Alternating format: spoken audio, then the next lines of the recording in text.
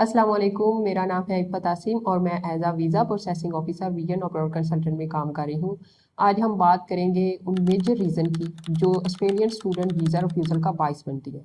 And the last one is very important, so don't skip this video and watch till end. So सबसे पहले जो basic और main reason है जो हमने अपने एक्सपीरियंस में ऑब्जर्व की है वो है रॉन्ग कोर्स सिलेक्शन।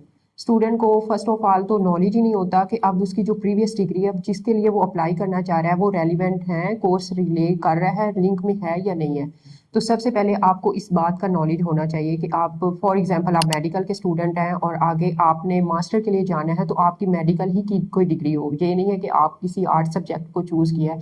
तो ये एक रॉन्ग इम्पैक्ट पड़ता है कि स्टूडेंट जेन्युइन है या नहीं है, और वीज़ा ऑफिसर को जैसे मालूम हो तो वो ये मेन जेन्युइन रीजन है कि जो रिफ्यूजल का बाइस बनती है। वीजा फाइलिंग में जो मोस्ट इंपॉर्टेंट डॉक्यूमेंट्स है वो है आपकी एसओपी, स्टेटमेंट ऑफ पर्पस, जिसमें आप वीजा ऑफिसर को ये कन्वे कर रहे हैं कि आप एक जेन्युइन स्टूडेंट हैं और आपका पर्पस वहाँ पे स्टडी है, ना कि आप वहाँ पे काम करने के लिए जा रहे हैं।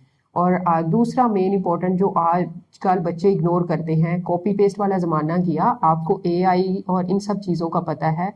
तो इस कॉपी पेस्ट या इस तरह की कोई चीज़ आपने एसओपी में मेंशन नहीं करनी, और एसओपी एटलीस्ट एक या दो बार किसी एक्सपर्ट से आप रिव्यू लाजमी करवाया करें, क्योंकि इसी की बेस पे आपका वीज़ा रिफ्यूज़ भी हो सकता है और आपका वीज़ा ग्रांट भी हो सकता है। इन तमाम रीज़न के साथ जो मेन पॉइंट आपको जेहन में रखना है वो है आपका फाइनेंशियल के स्ट्रॉन्ग होना, क्योंकि मोस्टली स्टूडेंट के पास फाइनेंशियल डॉक्यूमेंट्स होते ही नहीं है, और अगर हो भी तो उन्हें आइडिया नहीं होता कि बैंक स्टेटमेंट कितने माह की मिच्योर होनी चाहिए, फाइनेंशियल डॉक्यूमेंट्स क्या क्या होते हैं, प्रूफ ऑफ फंड्स हमने कैसे बताना है। क्योंकि आपने वीज़ा ऑफिसर को कन्वेंस करना है कि आप एक जेन्युइन स्टूडेंट हैं और आपको कोई इशू नहीं होगा ड्यूरिंग स्टडी।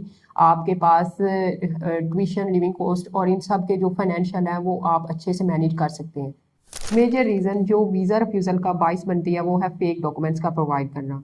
डिसीजन के दौरान एम्बेसी ऑफिसर कुछ डॉक्यूमेंट्स रिक्वायर करते हैं और स्टूडेंट बगैर किसी गाइडेंस के फेक डॉक्यूमेंट्स प्रोवाइड करते हैं, जो ना सिर्फ आपके वीजा रिफ्यूजल का बाइस बनते हैं बल्कि 10 साल के लिए आप पे बैन लग सकता है। Last but not least, wrong guidance. Her consultant expert नहीं होता और राइट टाइम पे राइट गाइडेंस का होना बहुत ज़रूरी है।